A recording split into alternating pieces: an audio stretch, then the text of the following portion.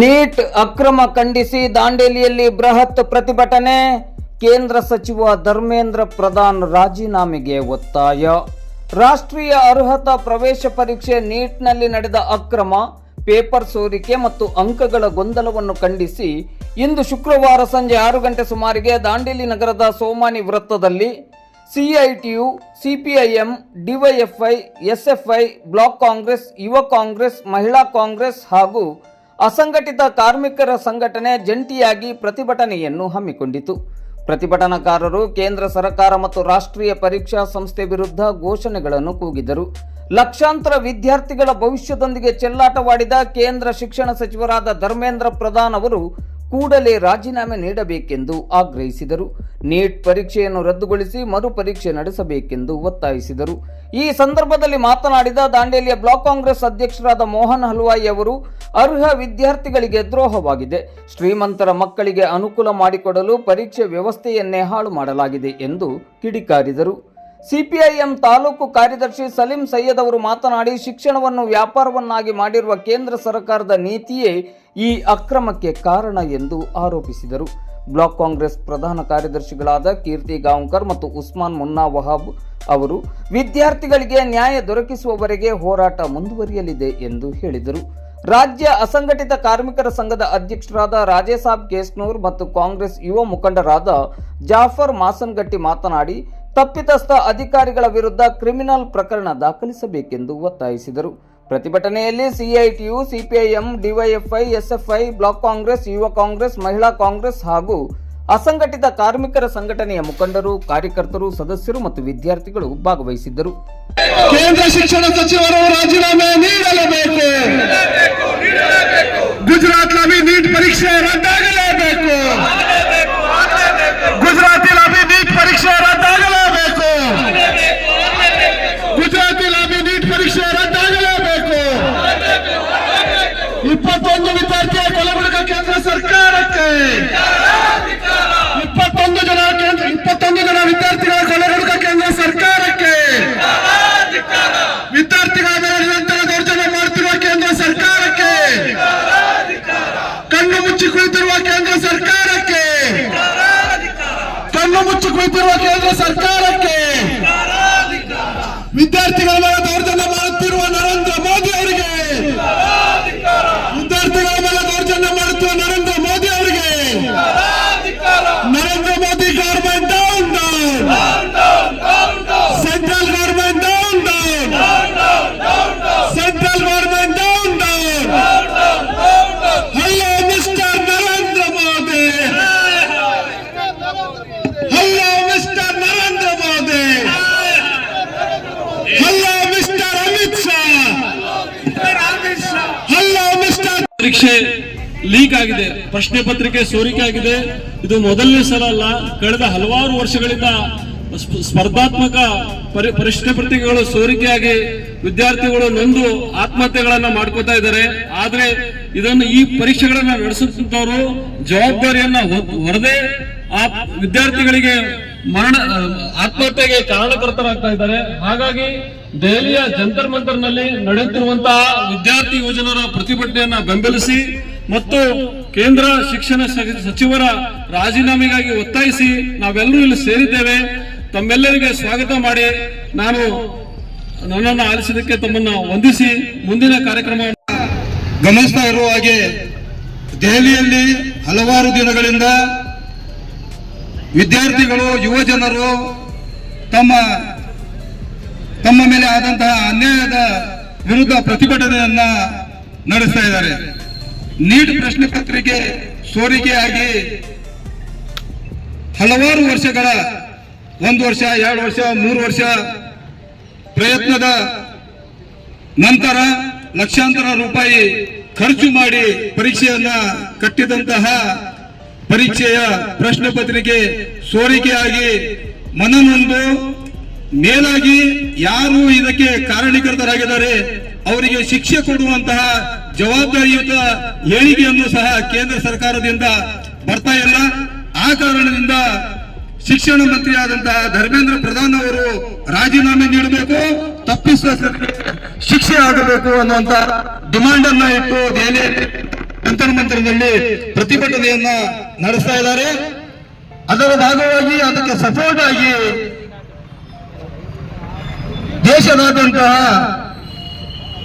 ಎಲ್ಲ ಸಮಾನ ಮನಸ್ಕ ಸಂಘಟನೆಗಳು, ಯುವ ಜನರವಾದಂತಹ ಸಂಘಟನೆಗಳು ಇವತ್ತು ದೇಶದಾದ್ಯಂತ ಪ್ರತಿಭಟನೆಯನ್ನ ನಡೆಸ್ತಾ ಇದ್ದಾರೆ. ಅದರ ಭಾಗವಾಗಿ ಇವತ್ತು ನಾವೆಲ್ಲ ದಾಂಡೇಲಿಯಲ್ಲಿ ಸಾಂಕೇತಿಕ ಪ್ರತಿಭಟನೆಯನ್ನ ಹಮ್ಮಿಕೊಂಡಿದ್ದೇವೆ. ಒಂದು ವೇಳೆ ಕೇಂದ್ರ ಸರ್ಕಾರ ಆ ಯುವ ಜನರ ಬೇಡಿಕೆಗಳಿಗೆ ಸ್ಪಂದಿಸದೆ ಏನಾದರೂ ನಿರ್ಲಕ್ಷ್ಯ ತೋರುವಂತ ಧೋರಣೆಯನ್ನ ಮುಂದುವರಿಸಿದರೆ ಮೇಲಾಗಿ ಪ್ರತಿಭಟನೆ ಮಾಡುವ ಹಕ್ಕನ್ನು ಸಹ ಕಸಿದುಕೊಳ್ಳುವಂತಹ ಪ್ರಯತ್ನ ಮಾಡ್ತಾ ಇದ್ದಾರೆ. ಯಾರು ಪ್ರತಿಭಟನೆಯಲ್ಲಿ ಪಾಲ್ಗೊಂಡಿದ್ದಾರೆ, ಯುವ ಜನರು, ಮಹಿಳೆಯರು, ಯುವತಿಯರು, ಅವರ ಮೇಲೂ ಸಹ ಲಾಠಿ ಚಾರ್ಜ್ ಮಾಡಿಸುವಂತ ಕೆಲಸ ಕೇಂದ್ರ ಸರ್ಕಾರದಿಂದ ಆಗ್ತದೆ. ಈ ನಡವಳಿಕೆ ಕೇಂದ್ರದ ಈ ನಡವಳಿಕೆಯನ್ನ ನಾವೆಲ್ಲ ಖಂಡಿಸ್ತೇವೆ. ಮುಂದಿನ ದಿನಗಳಲ್ಲಿಯೂ ಸಹ ಈ ರೀತಿಯ ಪ್ರಯತ್ನಕ್ಕೆ ಸರ್ಕಾರ ಕೈ ಹಾಕಿದರೆ, ಜನರ ಸಾರ್ವಜನಿಕರ ಬೇಡಿಕೆಗಳಿಗೆ ಸ್ಪಂದಿಸದೇ ಇದ್ದರೆ ಉಗ್ರ ಹೋರಾಟವನ್ನ ಮುಂದಿನ ದಿನಗಳಲ್ಲಿ ಕೈಗೊಳ್ಳುತ್ತೇವೆ ಅನ್ನುವಂತಹ ಈ ಸಾಂಕೇತಿಕ ಪ್ರತಿಭಟನೆಯಲ್ಲಿ ಇವತ್ತು ನಾವು ಸಿಪಿಐಎಂ ಪಕ್ಷ, ಸಿಐಟಿಯು, ಕಾಂಗ್ರೆಸ್, ಯೂತ್ ಕಾಂಗ್ರೆಸ್ ಮತ್ತು ಹಲವಾರು ಸಮಾನ ಮನಸ್ಕ ಸಂಘಟನೆಗಳು ಸಹ ಇಲ್ಲಿ ಸೇರಿದ್ದೀವಿ. ಇದೇ ರೀತಿ ದೊಡ್ಡ ಮಟ್ಟದಲ್ಲಿ ಸೇರಿ ಹೋರಾಟವನ್ನ ಮಾಡಿ ಸರ್ಕಾರಕ್ಕೆ ತಕ್ಕ ಉತ್ತರವನ್ನು ನೀಡಲಿಕ್ಕೆ ನಾವು ತಯಾರಾಗಿದ್ದೇವೆ ಅನ್ನುವಂತಹ ಸಂದೇಶವನ್ನ ನೀಡಿದ ನನಗೆ ಆಲಿಸಿದಂತಹ ಮತ್ತು ತಾವೆಲ್ಲರೂ ಇಲ್ಲಿ ಸೇರಿದಂತವರಿಗೆ ಎಲ್ಲರಿಗೂ ವಂದಿಸಿ ನನ್ನ ಮಾತನ್ನ ಮುಗಿಸ್ತೇನೆ. ಇವತ್ತು ಸೇರಿದ್ದೇವೆ. ಕಾರಣ ಇಷ್ಟೇ, ದೆಹಲಿಯಲ್ಲಿ ನಡೆಯುವಂತಹ ಜಂತರ್ ಮಂತರದಲ್ಲಿ ನಡೆಯುವಂತಹ ವಿದ್ಯಾರ್ಥಿ ಯುವ ಜನರ ಹೋರಾಟವನ್ನ ಬೆಂಬಲಿಸಿ ರಾಷ್ಟ್ರದ ಎಲ್ಲ ಜನರು ಅವರನ್ನ ಬೆಂಬಲಿಸ್ತಾ ಇದ್ದಾರೆ. ಕಾರಣ ಇಷ್ಟೇ, ಇದೇ ಕೇಂದ್ರ ನರೇಂದ್ರ ಮೋದಿ ಸರ್ಕಾರ ಬಂದಾಗಿಂತ 4 ರಿಂದ 5 ಸರಿ ನೀಟ್ ಪರೀಕ್ಷೆ ಪ್ರಶ್ನೆ ಪತ್ರಿಕೆ ಲೀಕ್ ಆಯಿತು. ಅದರ ಉದ್ದೇಶ ಏನಪ್ಪಾ ಅಂತ ಹೇಳಿದ್ರೆ, ನೀಟ್ ಪರೀಕ್ಷೆ ಅಂದ್ರೆ ರಾಷ್ಟ್ರೀಯ ಅರ್ಹತಾ ಪರೀಕ್ಷೆಯನ್ನ ಪಾಸ್ ಮಾಡಲಿಕ್ಕೆ ಒಂದು ವಿದ್ಯಾರ್ಥಿ ಎಷ್ಟು ಕಷ್ಟಪಡ್ತಾನೆ ಎಂಬುದು ಬಗ್ಗೆ ತಮ್ಮೆಲ್ಲರಿಗೂ ಗೊತ್ತಿದೆ. ಹಾಗಾಗಿ ಈ ನೀಟ್ ಪರೀಕ್ಷೆ ಲೀಕ್ ಆಗಿರೋದ್ರಿಂದ 21 ಜನ ವಿದ್ಯಾರ್ಥಿಗಳು ಸಾವನ್ನ ಒಪ್ಪಿದ್ದಾರೆ. ಆ 21 ಜನ ವಿದ್ಯಾರ್ಥಿಗಳ ಭವಿಷ್ಯದ ಜೊತೆಗೆ ಲಕ್ಷಾಂತರ ವಿದ್ಯಾರ್ಥಿಗಳ ಜೊತೆ ಚೆಲ್ಲಾಟ ಆಡ್ತಕ್ಕಂತ ಕೇಂದ್ರ ಸರ್ಕಾರದ ವಿರೋಧಿ ಧೋರಣೆಯನ್ನ ಖಂಡಿಸಿ ಕೇಂದ್ರ ಶಿಕ್ಷಣ ಸಚಿವರು ರಾಜೀನಾಮೆಯನ್ನ ನೀಡಬೇಕಂತ ಹೇಳಿ ನಾವೆಲ್ಲರೂ ಸೇರಿ ಒತ್ತಾಯಿಸ್ತಾ ಇದ್ದೇವೆ. ಕಾರಣ ಇಷ್ಟೇ, ಯಾಕಂತ ಹೇಳಿದ್ರೆ ನೀಟ್ ಪರೀಕ್ಷೆ 2013-14ರಲ್ಲಿ ಬಂದವಾಗ ಅದನ್ನ ಕಾನೂನು ಅಡೆತಡೆಗಳನ್ನ ನಿಲ್ಲಿಸಲಾಗಿತ್ತು. 2015ರಿಂದ ಮತ್ತೆ ನೀಟ್ ಪರೀಕ್ಷೆಯನ್ನ ಪ್ರಾರಂಭಿಸಲಾಯಿತು. ನೀಟ್ ಪರೀಕ್ಷೆ ಇರೋದ ಕಾರಣಕ್ಕೆ ಪ್ರತಿಯೊಂದು ರಾಜ್ಯಕ್ಕೂ ಕೂಡ ಅನ್ಯಾಯ ಆಗ್ತಾ ಇದೆ ಅಂತ ಹೇಳಿದ್ರು ಕೂಡ ತಪ್ಪಾಗ್ಲಿಕ್ಕಿಲ್ಲ. ವೀರಪ್ಪ ಮೊಯ್ಲಿಯವರ ಸರ್ಕಾರದಲ್ಲಿ ಸಿಇಟಿಯನ್ನ ತೆಗೆದು ಅದನ್ನು ನೀಟಾಗಿ ಪರಿವರ್ತನೆ ಮಾಡ್ಲಿಕ್ಕೆ ಹೋದಾಗ ಇಷ್ಟೆಲ್ಲ ದೊಡ್ಡ ಅವಾಂತರಗಳು ಕೂಡ ಸೃಷ್ಟಿಯಾದವು. ಒಂದು ಸಮಯದಲ್ಲಿ ಇಡೀ ಕರ್ನಾಟಕ ರಾಜ್ಯದಲ್ಲಿ 19,000 ವೈದ್ಯರುಗಳನ್ನ ಕರ್ನಾಟಕ ರಾಜ್ಯ ಒಂದೇ ಈ ದೇಶಕ್ಕೆ ನೀಡ್ತಾ ಇತ್ತು. ಇವತ್ತು ಕರ್ನಾಟಕ ರಾಜ್ಯದ ಮಕ್ಕಳಿಗೆ ಶಿಕ್ಷಣದಿಂದ ವಂಚಿತ ಮಾಡುವಂತ ಇದು ಗುಜರಾತಿ ಲಾಬಿ ಕೂಡ ನಡೀತಾ ಇದೆ. ಯಾಕಂತ ಹೇಳಿದ್ರೆ ಗುಜರಾತ್ನಲ್ಲಿ ಉತ್ತರ ಭಾರತದಲ್ಲಿ ಅಷ್ಟು ಶಿಕ್ಷಣದ ವ್ಯವಸ್ಥೆ ಇಲ್ಲ. ಆ ಕಾರಣಕ್ಕಾಗಿ ನಮ್ಮ ರಾಜ್ಯಕ್ಕೆ ವಲಸೆ ಬರುವಂತ ಬೇರೆ ದೇಶದ ರಾಜ್ಯದ ವಿದ್ಯಾರ್ಥಿಗಳು ಕೂಡ ಅದನ್ನ ಸಿಗಲಿ ಎಂಬುದು ಒಂದು ಇದರ ಉದ್ದೇಶವಾಗಿತ್ತು. ಆದರೆ ಇವತ್ತು ಶಿಕ್ಷಣ ಎಂಬುದು ಶ್ರೀಮಂತರ ಅಧಿಕಾರ ಆಗಿದೆ. ಆದ್ರೆ ಶಿಕ್ಷಣ ಎಂಬುದು ಒಳ್ಳೆಯವರ ಹಕ್ಕಲ್ಲ, ಎಲ್ಲರ ಅಧಿಕಾರ ಆಗ್ಬೇಕಂತ ಹೇಳಿ ನಾವು ಒತ್ತಾಯಿಸ್ತಾ ಇದ್ದೇವೆ. ಅದಕ್ಕಾಗಿ ನಾವಷ್ಟೇ ಅಲ್ಲ, ಇಡೀ ದೇಶದ ಜನರು ಈ ಒಂದು ಯುವ ಜನರ ಹೋರಾಟಕ್ಕೆ ಬೆಂಬಲಿಸ್ತಾ ಇದ್ದಾರೆ. ಧರ್ಮೇಂದ್ರ ಪ್ರಧಾನ್ ಅವರಿಗೆ ಇದರ ಬಗ್ಗೆ ಅರಿವೇ ಇಲ್ಲ. ಯಾಕಂತ ಹೇಳಿದ್ರೆ ಅವರ ಮಗಳು ಅಮೆರಿಕಾದಲ್ಲಿ ಓದ್ತಾ ಇದ್ದಾರೆ. ಅದಕ್ಕಾಗಿ ಈ ದೇಶದ ವಿದ್ಯಾರ್ಥಿಗಳ ಬಗ್ಗೆ ಅವರಿಗೆ ಕಾಳಜಿ ಇಲ್ಲ. 1993ರಲ್ಲಿ ಪೇಪರ್ ಲೀಕ್ ಆದಾಗ ಇದೇ ಧರ್ಮೇಂದ್ರ ಪ್ರಧಾನ್ ಅವರು ಅಂದಿನ ಎಬಿವಿಪಿ ಮುಖಂಡರಾಗಿದ್ದಾಗ ವಿಧಾನಸಭೆಯನ್ನ ನುಗ್ಲಿಕ್ಕೆ ಪ್ರಯತ್ನ ಪಟ್ಟಿದ್ರು. ಅವಾಗ ಅವರನ್ನ ಯಾರೂ ಕೂಡ ದೇಶದ್ರೋಹಿ ಅಂತ ಕರೆದಿಲ್ಲ. ಯಾಕಂತ ಹೇಳಿದ್ರೆ ಆ ಸಮಯದಲ್ಲಿ ಈ ದೇಶದ ಪ್ರಧಾನಮಂತ್ರಿಗಳು ಕನ್ನಡಿಗರು ಎಚ್.ಡಿ. ದೇವೇಗೌಡರಾಗಿದ್ರು. ಅವರನ್ನ ಯಾರು ಕೂಡ ದೇಶದ್ರೋಹಿ ಅಂತ ಕರೆದಿಲ್ಲ. ಅವರ ಯಾರನ್ನು ಕೂಡ ತುಕಡೆ ಗ್ಯಾಂಗ್ ಅಂತ ಕರೆದಿಲ್ಲ. ಅವರನ್ನ ಯಾರು ಕೂಡ ಕಾಂಗ್ರೆಸ್ ಏಜೆಂಟ್ ಅಂತ ಕರೆದಿಲ್ಲ. ಅವರನ್ನ ಯಾರು ಕೂಡ ಚೈನಾ ಏಜೆಂಟ್ ಅಂತ ಕರೆದಿಲ್ಲ. ಆದ್ರೆ ಇವತ್ತು ಈ ದೇಶದ ಯುವ ಜನರನ್ನ, ವಿದ್ಯಾರ್ಥಿಗಳನ್ನ, ಪ್ರತಿಭಟನೆ ಮಾಡೋರನ್ನ ಇವರು ಚೈನಾ ಏಜೆಂಟ್ಗಳು, ಇವರು ಪಾಕಿಸ್ತಾನಿ ಏಜೆಂಟ್ಗಳು, ಇವತ್ತು ತುಕಡೆ ಗ್ಯಾಂಗ್ಗಳು, ಅರ್ಬನ್ ನಕ್ಸಲೈಟ್ಗಳು, ಇವರು ಕಮ್ಯುನಿಸ್ಟ್ ವಾದಿಗಳು ಅಂತ ಹೇಳಿ ಆರೋಪಿಸ್ತಾ ಇದ್ದಾರೆ. ಯಾಕೆ ಅಂತ ಹೇಳಿದ್ರೆ ಅವರ ಮಕ್ಕಳು ಮಾತ್ರ ಅಮೆರಿಕಾದಲ್ಲಿ ಓದಬೇಕು, ಇಲ್ಲಿ ಖಾಸಗಿ ಶಿಕ್ಷಣ ಸಂಸ್ಥೆಗಳು ಅವರ ಪಾಲಾಗಿದ್ದಾವೆ. ಸರ್ಕಾರಿ ನೀಟ್ ಪರೀಕ್ಷೆ ಬರೆಯೋರು ಬಡ ವಿದ್ಯಾರ್ಥಿಗಳು, ಬಡವರನ್ನ ಅದರ ಅವಶ್ಯಕತೆ ಇದೆ. ಹಾಗಾಗಿ ಇವರೆಲ್ಲ ಕೋವಿಡ್ ಸೀಟ್ ಕೊಡೋರು, ತಮ್ಮ ಮಕ್ಕಳನ್ನ ವಿದೇಶದಲ್ಲಿ ಕಳಿಸೋರು, ಅವರಿಗೆ ಇದ್ರ ಬಗ್ಗೆ ಅರಿವೇ ಇಲ್ಲ. ಅದಕ್ಕಾಗಿ ಈ ವಿದ್ಯಾರ್ಥಿಗಳ ಮೇಲೆ ಇಂಥ ಆರೋಪಗಳನ್ನ ಮಾಡ್ತಾ ಇದ್ದಾರೆ. ಅದಕ್ಕಾಗಿ ನಾವು ಹೇಳ್ತಾ ಇರೋದಿಷ್ಟೇ, ಇವತ್ತು ನಮ್ಮ ಹತ್ರ ಇಷ್ಟು ಸಣ್ಣ ಪ್ರಮಾಣದಲ್ಲಿ ನಾವು ಇವತ್ತು ಸೇರಿದ್ದೇವೆ. ಈ ಮುಂದಿನ ದಿನಗಳಲ್ಲಿ ಕೇಂದ್ರ ಸರ್ಕಾರದ ಸಚಿವರಾಗಿರ್ತಕ್ಕಂಥ ಧರ್ಮೇಂದ್ರ ಪ್ರಧಾನ್ ಅವರು ರಾಜೀನಾಮೆ ನೀಡಿಲ್ಲ ಅಂತ ಹೇಳಿದ್ರೆ ಮತ್ತೆ ಕೂಡ ಉಗ್ರ ಪ್ರತಿಭಟನೆ ಈ ದೇಶದಲ್ಲಿ ಆಗ್ಬೋದು. 1975ರ ವಿದ್ಯಾರ್ಥಿ ಚಳುವಳಿ ಕೂಡ ಮರುಕಳಿಸಬಹುದು ಅಂತ ಹೇಳ್ತಾ ನಾನು ಮಾತಾಡ್ಲಿಕ್ಕೆ ಅವಕಾಶ ಮಾಡಿಕೊಟ್ಟಂತ ತಮ್ಮೆಲ್ಲರ ಅವ್ಯವಹಾರದ ವಿರುದ್ಧ ನಾವು ಸಾಂಕೇತಿಕವಾಗಿ ಒಂದು ಪ್ರತಿಭಟನೆ ಕಾರ್ಯಕ್ರಮವನ್ನು ಹಮ್ಮಿಕೊಂಡಿದ್ದೇವೆ. ಈ ಒಂದು ಕಾರ್ಯಕ್ರಮದಲ್ಲಿ ಈಗಾಗಲೇ ಜಾಫರ್ ಸಲೀಂ ಅವರು ವಿಷಯವನ್ನ ಸವಿಸ್ತಾರವಾಗಿ ತಿಳಿಸಿದ್ದಾರೆ. ಈ ಸಂದರ್ಭದಲ್ಲಿ ನಾನು ಕೇವಲ ಒಂದು 2 ವಿಷಯವನ್ನು ಹೇಳಲಿಕ್ಕೆ ಇಷ್ಟಪಡ್ತಾ ಇದ್ದೇನೆ. ಪೊಲೀಸರು ಜಂತರ್ ಮಂತರ್ನಲ್ಲಿ ಲಾಠಿ ಚಾರ್ಜ್ ಮಾಡಿದ್ರು, ಲಾಠಿಗೆ ಮೊಳೆ ಹೊಡೆದಿದ್ರು. ನೀವು ಗಮನಿಸಬೇಕು ಟಿವಿಯಲ್ಲಿ, ಆ ಲಾಠಿಗೆ ಮೊಳೆ ಹೊಡೆದು ಲಾಠಿ ಚಾರ್ಜ್ ಮಾಡಿದ್ದಾರೆ. ಅಲ್ಲಿ ಯುವಕರ ರಕ್ತ ಭೂಮಿಗೆ ಬಿದ್ದಿದೆ. ಆ ಬಿದ್ದಂತ ಯುವಕರ ರಕ್ತ ಮತ್ತು ಮೊಳಕೆ ಹೊಡಿತದೆ. ಆ ಬೀಜ ನಮ್ಮ ದೇಶದಲ್ಲಿ ಈ ಒಂದು ಕ್ರಾಂತಿಯ ಕಿಚ್ಚನ್ನ ಹಚ್ಚುತ್ತೆ ಅಂತ ಹೇಳಲಿಕ್ಕೆ ನಾನು ಇಷ್ಟಪಡ್ತಾ ಇದ್ದೇನೆ. ಯಾಕಂತ ಹೇಳಿದ್ರೆ ಆ ಪ್ರೀತಿ ತುಂಬಿದ ಯುವಕರ ದೇಹದಿಂದ ಹರಿದ ರಕ್ತ ಹಾಗೆ ವೇಸ್ಟ್ ಆಗ್ಲಿಕ್ಕಿಲ್ಲ. ಅದು ಈ ದೇಶದಲ್ಲಿ ಕ್ರಾಂತಿ ತಂದೆ ತರುತ್ತೆ. ವಿದ್ಯಾರ್ಥಿಗಳ, ದೀನ ದಲಿತರ ಮತ್ತೆ ಈ ಬಡವರ ಏನು ವಿರೋಧಿ ಇರುವಂತ ಕೇಂದ್ರ ಸರ್ಕಾರವನ್ನ ಕಿತ್ತೊಗೆಯಲು ಈ ಒಂದು ಹೋರಾಟ ಸಾಕ್ಷ್ಯ ಹಾಗೆ ಆಗತ್ತೆ ಅಂತ ಹೇಳಿ ನಾನು ಹೇಳಲಿಕ್ಕೆ ಇಷ್ಟಪಡ್ತಾ ಇದ್ದೇನೆ. ಅದರ ಜೊತೆಗೆ ಮುಂಬರುವ ದಿನಗಳಲ್ಲಿ ಈಗ ಇವರು ಹೇಳಿದಂಗೆನೆ ಧರ್ಮೇಂದ್ರ ಪ್ರಧಾನ್ ಆಗಿರ್ಬೋದು, ಎಲ್ಲಕ್ಕಿಂತ ಮುಖ್ಯವಾಗಿ ಜನರಿಗೆ ಉತ್ತರ ಕೊಡಲಿಕ್ಕೆ ಆಗದೇ ಇರುವಂತ ಒಂದೇ ಒಂದು ಪ್ರೆಸ್ ಮೀಟ್ ಅನ್ನು ಮಾಡದೇ ಇರುವಂತ ಪ್ರಧಾನಿ ಏನಿದ್ದಾರೆ, 56 ಇಂಚಿನ ಹೇಳಿ ಪ್ರಧಾನಿ, ಇವತ್ತು ಅವರು ಎಲ್ಲಕ್ಕಿಂತ ಮುಂಚೆ ರಾಜೀನಾಮೆ ಕೊಟ್ಟು ಸರ್ಕಾರವನ್ನ ವಿಸರ್ಜನೆ ಮಾಡಿ ಮರು ಚುನಾವಣೆಗೆ ಹೋಗ್ಬೇಕಂತ ಹೇಳ್ತೇನೆ. ಯಾಕಂತ ಹೇಳಿದ್ರೆ ಮೊನ್ನೆ ಅವರು ಕೂಡ ಪೋಸ್ಟ್ ಹಾಕಿದ್ದಾರೆ, ಅವರ ಪಕ್ಷದವರು ಅಂಧಭಕ್ತರು ಪರೀಕ್ಷೆಯಲ್ಲಿ ಪಾಸ್ ಆದವರು ಅಲ್ಲಿ ಎಂಜಾಯ್ ಮಾಡ್ತಾ ಇದ್ದಾರೆ, ಯಾರಿಗೆ ಪರೀಕ್ಷೆಯಲ್ಲಿ ಪಾಸ್ ಆಗ್ಲಿಕ್ಕಿಲ್ಲ ಅವರು ಆತ್ಮಹತ್ಯೆ ಮಾಡ್ಕೊಂಡಿದ್ದಾರೆ ಅಂತೇಳಿ. ನಿಜವಾಗಿಯೂ ಸರಿಯಾಗಿ ಪರೀಕ್ಷೆ ನಡೆದಿರ್ತಿದ್ದಾಗಿದ್ರೆ ಆತ್ಮಹತ್ಯೆ ಮಾಡ್ಕೊಳ್ಳೋ ಪ್ರಮೇಯನೇ ಬರ್ತಿರ್ಲಿಲ್ಲ, ಇವರು ಎಂಜಾಯ್ನೂ ಮಾಡ್ತಾ ಇರ್ಲಿಲ್ಲ. ಆದರೆ ಇವರು ದುಡ್ಡಿನ ಆಸೆಗೆ ಪೇಪರ್ನ ಲೀಕ್ ಮಾಡಿ ಪರೀಕ್ಷೆಯನ್ನ ಮೋಸದಿಂದ ಇವರು ಎಲ್ಲ ಪರೀಕ್ಷೆಯಲ್ಲಿ ಪಾಸ್ ಆಗಿದ್ದಾರೆ. ಹೀಗಿರಬೇಕಾದ್ರೆ ಇವರು ನಮಗೆ ಹೇಳ್ತಾರೆ ಮುಂಬರುವ ಪರೀಕ್ಷೆ ದಿನಗಳಲ್ಲಿ ಚೆನ್ನಾಗಿ ಓದಿ ಪರೀಕ್ಷೆ ಬರೆಯಿರಿ ಅಂತೇಳಿ. ಹಾಗಿದ್ರೆ ಇವರು ಕೂಡ ರಾಜೀನಾಮೆ ಕೊಡಿ, ಮುಂಬರುವ ದಿನಗಳಲ್ಲಿ ಇವರು ಕೂಡ ಎಷ್ಟು ಇವರು ಓಡ್ ತಗೋತಾರೆ ಅಂತ ನಾವು ಕೂಡ ಪ್ರಯತ್ನ ಪಡೋಣ ಅಂತ ಹೇಳಲಿಕ್ಕೆ ಇಷ್ಟಪಡ್ತಾ ಇದ್ದೇನೆ. ಈಗ ಬರುವಂತ ದಿನಗಳಲ್ಲಿ ಈಗ ಉತ್ತರ ಕೊಡಬೇಕಾದಂತ ಪ್ರಧಾನಿಯವರು ಮನ್ ಕಿ ಬಾತ್ ಮಾತಾಡ್ತಾ ಇದ್ದಾರೆ. ಆದ್ರೆ ಯಾರಿಗೂ ಇಲ್ಲಿ ಮನ್ ಕಿ ಬಾತ್ ಬೇಕಾಗಿಲ್ಲ. ಪ್ರೆಸ್ ಮುಖಾಂತರ ಎಲ್ಲ ಜನರ ಮುಖಾಂತರ ಇವರು ಉತ್ತರ ಕೊಡುವಂತ ಕೆಲಸವನ್ನ ಪ್ರಧಾನಿಯವರು ಮಾಡ್ಲಿ ಅಂತ ಹೇಳ್ತಾ, ಈಗ ಯುವಕರ ಈ ಹೋರಾಟ ಏನು ನಡೀತಾ ಇದೆ ಅದಕ್ಕೆ ನಮ್ಮೆಲ್ಲರ ಬೆಂಬಲ ಇದೆ.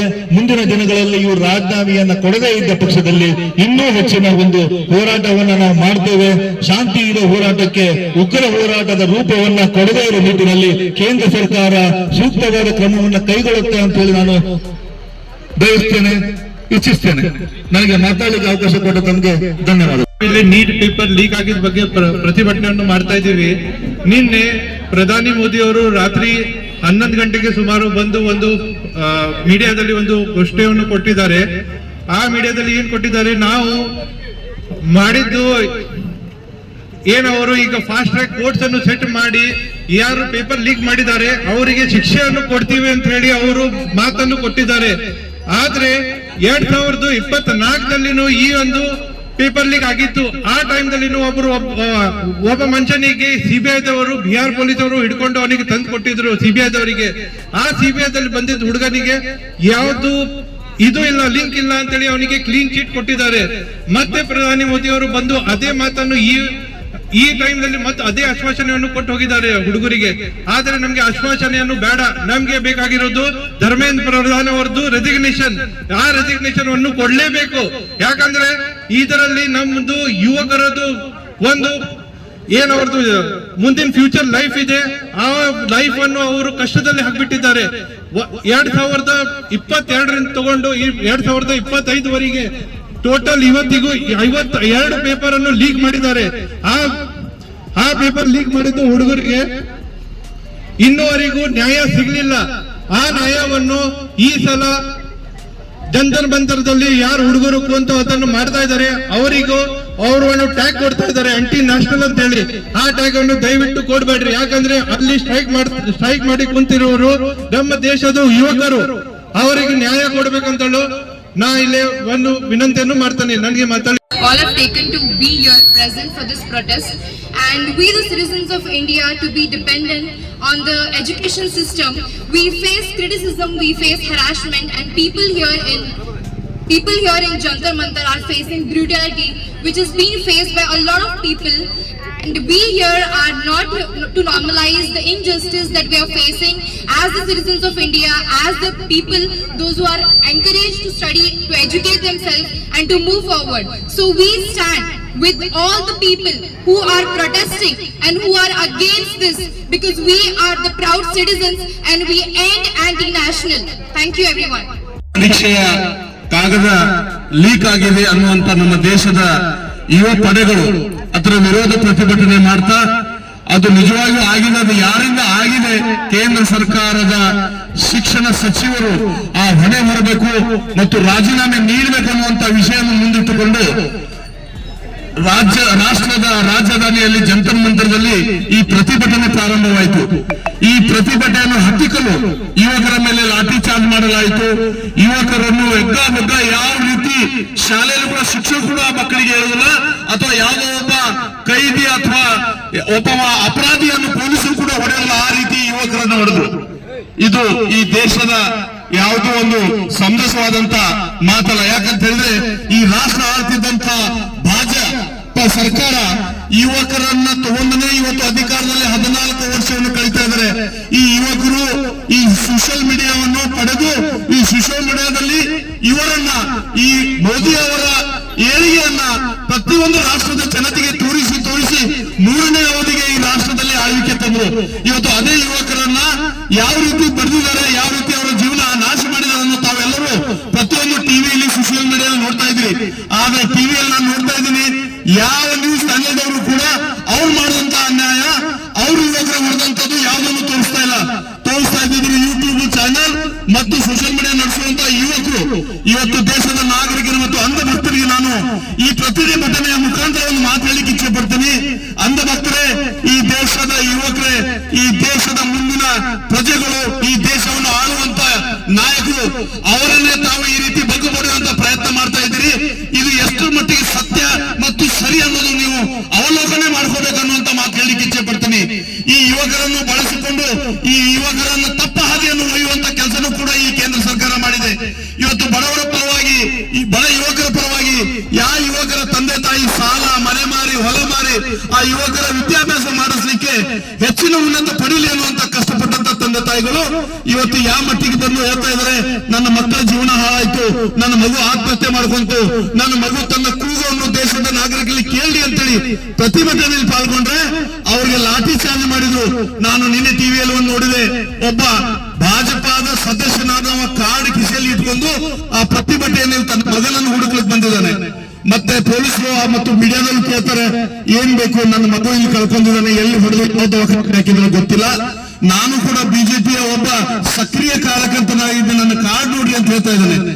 ನಾನು ಈ ಪಕ್ಷ ಸಂಬಂಧ ಇಷ್ಟೊಂದು ದುಡ್ದೆ ಇಷ್ಟೆಲ್ಲ ಮಾಡಿದ್ರು, ನನ್ನ ಮಗನ ಭವಿಷ್ಯನ ಹಾಳು ಮಾಡಿದ್ರು. ದೇಶದ ನಾಗರಿಕರು ಈ ಮಾತು ಹೇಳಿಕ್ಕೆ ನಾ ಈ ಸ್ಥಳದಲ್ಲಿ ಬಂದಿದ್ದೀನಿ. ಮುಂದಿನ ದಿನದಲ್ಲಿ ಇಂಥ ಯುವಕರ ವಿರೋಧಿ, ಬಡವರ ವಿರೋಧಿ, ರೈತರ ವಿರೋಧಿ ಇರುವಂತ ಸರ್ಕಾರವನ್ನು ಈ ದೇಶದಿಂದ ಕಿತ್ತೊಗಿಬೇಕು. ಬರುವ ದಿನಗಳಲ್ಲಿ ಯುವಕರ ಪರವಾಗಿ, ನ್ಯಾಯಯುತವಾಗಿ ದುಡಿಯುವಂತ ಮಕ್ಕಳ ಪರವಾಗಿ ಕೆಲಸ ಮಾಡ್ಬೇಕು ಅನ್ನುವಂತ, ಜನರನ್ನು ಉಳಿಬೇಕು ಅನ್ನುವಂತ ಕೂಗನ್ನು ತಂದೆ ಹೇಳಿದ. ನಾನು ಎರಡನೇ ಮಾತಿಲ್ಲಿ ಹೇಳಿಕ್ಕೆ ಇಚ್ಛೆ ಪಟ್ಟಿದ್ದೀನಿ.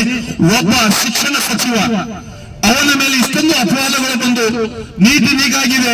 3-4 ತಿಂಗಳಿಂದ ಇದನ್ನು ನಡೀತಾ ಇದೆ ರಾಷ್ಟ್ರದಲ್ಲಿ. ಆ ಒಬ್ಬ ಶಿಕ್ಷಣ ಸಚಿವರನ್ನು ರಾಜೀನಾಮೆ ಕೊಡಿಸುವಂತ ನೈತಿಕ ಹಕ್ಕು ಪಕ್ಷದಲ್ಲಿಲ್ಲ, ಆ ಆಡಳಿತ ನಡೆಸುವಂತ ಸರ್ಕಾರದಲ್ಲಿಲ್ಲ ಅಂತ ಹೇಳಿದ್ರೆ ನಾಳೆ ಈ ದೇಶದ ಜನರನ್ನ ಹೇಗೆ ಕಾಪಾಡ್ತಾರೆ ಸ್ವಾಮಿ? ವಿಚಾರ ಮಾಡಿ ನೋಡಿ. ಹಾಗಾಗಿ ಈ ಯುವಕರ ಹೋರಾಟಕ್ಕೆ ಈ ರಾಷ್ಟ್ರದ ಪಕ್ಷಾತೀತವಾಗಿ ಎಲ್ಲಾ ನಾಗರಿಕರು ಸೇರಿಕೊಂಡು ಬರುವ ದಿನಗಳಲ್ಲಿ ಈ ಸರ್ಕಾರ ಕಿತ್ತು ಒಗೆಯುವವರೆಗೂ ನಾವು ಹೋರಾಟ ಮಾಡಬೇಕು. ಮತ್ತು ಆ ಯುವಕರ ನ್ಯಾಯಯುತವಾದಂತಹ ಬೇಡಿಕೆ ಇಟ್ಟಿದ್ದಾರೆ. ಅವರು ಯಾವ ಯುವಕರ ಮೇಲೆ ಕೇಸ್ ಹಾಕಿದ್ದಾರೆ ಆ ಕೇಸನ್ನು ತೆಗಿಬೇಕು. ಶಿಕ್ಷಣ ಸಚಿವರು ರಾಜೀನಾಮೆ ನೀಡಬೇಕು. ಪರೀಕ್ಷೆಗಳು ಎಲ್ಲರಿಗೂ ಸಮರ್ಪಕವಾಗಿ ಆಗುವಂತೆ ವ್ಯವಸ್ಥೆ ಮಾಡಬೇಕು ಅನ್ನುವಂತ ಏನು ಆ ಯುವಕರು ಕೂಗಿಟ್ಟಿದ್ದಾರೆ. ಆ ಕೂಗಿನ ಪರವಾಗಿ ನಾವು ದಾಂಡೇಲಿ ನಗರದಿಂದ ಅಷ್ಟೇ ಅಲ್ಲ, ಇಡೀ ರಾಷ್ಟ್ರದಿಂದ ಪ್ರತಿ ತಾಲೂಕಿನಲ್ಲಿ ಪ್ರತಿ ನಗರದಲ್ಲಿ ಈ ರಾಷ್ಟ್ರದ ವಿರೋಧ ನಡೀತಾ ಇದೆ. ಅದರಲ್ಲಿ ಕೂಡ ನಾವು ಒಬ್ರು, ಇವತ್ತು ನಾವು 100 ಜನ ಸೇರಿರ್ಬೋದು, ನಾಳೆ ಈ ಊರು ಬಂದ್ ಮಾಡಿ 1000 ಜನ ಕೂಡ ಈ ಹೋರಾಟಕ್ಕೆ ಬೆಂಬಲಿಸೋಣ, ಅವ್ರ ಜೊತೆಗೆ ನಿಲ್ಲುವ ಅನ್ನುವಂತ ಮಾತನ್ನು ಈ ಸಂದರ್ಭದಲ್ಲಿ ಹೇಳ್ತಾ, ತಾವೆಲ್ಲರೂ ಇಷ್ಟೊಂದು ಸಂಖ್ಯೆಯಲ್ಲಿ ಈ ಮಳೆಯಲ್ಲಿ ನಿಂತು ನೀವೇನೇನನ್ನು ನಮ್ಮ ಮಾತಾಡಿಸ್ಲಿಕ್ಕೆ ಬಂದಿದ್ರಿ, ಇದ್ರ ಮೇಲೆ ಗೊತ್ತಾಗ್ತದೆ ನಿಮ್ಮೆಲ್ಲರ ದೇಶ ಪ್ರೇಮ, ನಿಮ್ಮೆಲ್ಲರ ಯುವಕರ ಮೇಲೆ ಇರುವಂತಹ ಪ್ರೇಮ. ಅದಕ್ಕಾಗಿ ನಿಮಗೆ ಕೋಟಿ ಕೋಟಿ ನಮನಗಳನ್ನು ಹೇಳ್ತಾ, ಈ ಪ್ರತಿಭಟನೆಯಲ್ಲಿ ಪಾಲ್ಗೊಂಡಂತಹ ಜನರಿಗೆ ಇವತ್ತೇ ಮತ್ತೊಂದು ಕೂಗು ಕೊಡ್ತೀನಿ. ಈ ಹೋರಾಟ ಇಲ್ಲಿಗೆ ನಿಲ್ಲದೆ ಹೋದ್ರೆ ಮುಂದಿನ ಹೋರಾಟದಲ್ಲಿ ನಾವು ಇನ್ನೂ ಹೆಚ್ಚಿನ ಸಂಖ್ಯೆಯಲ್ಲಿ ನಮ್ಮ ಮಕ್ಕಳ ಭವಿಷ್ಯ, ಈ ದೇಶದ ಮುಂದಿನ ನಾಯಕರ ಭವಿಷ್ಯಕ್ಕಾಗಿ ನಾವೆಲ್ಲರೂ ಹೋರಾಡುವಂತ ಮಾತು ಹೇಳ್ತಾ ಈ ಸಭೆಯಲ್ಲಿ ನನ್ನ ಮಾತು ಕೇಳಿದಕ್ಕೆ ತಮ್ಮೆಲ್ಲರೂ ಮನಸ್ಸಿ ನನ್ನ ಮಾತು ಮುಗಿಸ್ತೀನಿ. ಜೈ ಹಿಂದ್, ಜೈ ಭಾರತ್. ಸಲಾಮ ನಮಸ್ಕಾರ. ಯುವಜನ ವಿರೋಧಿ ಕೇಂದ್ರ ಸರ್ಕಾರಕ್ಕೆ ಹೇಳಧಿಕಾರ, ಯುವಜನ ವಿರೋಧಿ ಕೇಂದ್ರ ಸರ್ಕಾರಕ್ಕೆ ಹೇಳಧಿಕಾರ, ವಿರೋಧಿಗಳ ವಿರೋಧಿ ಕೇಂದ್ರ ಸರ್ಕಾರಕ್ಕೆ, ವಿದ್ಯಾರ್ಥಿಗಳ ವಿರೋಧಿ ಕೇಂದ್ರ ಸರ್ಕಾರಕ್ಕೆ ಅದನ್ನು ರಾಜೀನಾಮೆ ಆಗಲೇಬೇಕು. ಧರ್ಮೇಂದ್ರ ಪ್ರಧಾನ್ ಅವರ ರಾಜೀನಾಮೆ ಆಗಲೇಬೇಕು. ಹೇಳಿ ಕೇಂದ್ರ ಸರ್ಕಾರಕ್ಕೆ ಧಿಕ್ಕಾರ, ಧಿಕ್ಕಾರ. ಹೇಳಿ ಕೇಂದ್ರ ಸರ್ಕಾರಕ್ಕೆ ಧಿಕ್ಕಾರ, ಧಿಕ್ಕಾರ. ಕಣ್ಣು ಮುಚ್ಚಿ ಕುಳಿತಿರುವ ಪ್ರಧಾನಮಂತ್ರಿಗಳಿಗೆ ಧಿಕ್ಕಾರ.